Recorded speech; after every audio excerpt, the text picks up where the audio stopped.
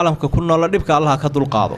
nasrigiisa iyo guushiisa Ilaahay ha siiyo cadawgana Allah uga heliyo cisigeenna kor Allah u qaado qulubteennana Allah isu jeediyo kuwa aan isu daba jeedin isu soo jeesto isqaabila Allah inaga dhigo kuwa ifka ku walaala Allah inaga dhigo jannadana kuwa walaaltinimada ku tago halka isku waraysta Ilaahay inaga dhigo cadaabkiisana kuwa Ilaahay ka nabadgeliya Allah inaga yeelo qoysaska iskhilaafsan qulubtooda Allah isu jeediyo caruurta inta halowsan Allah soo hanuuniyo inta hanuunsanna Allah inoo hagaajiyo dadka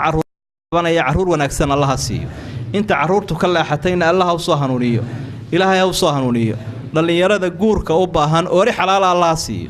oori uu ku nasta Allah siiyo hablaha wiilal u baahanna wiilal wanaagsan Allah siiyo waxaynu haynaba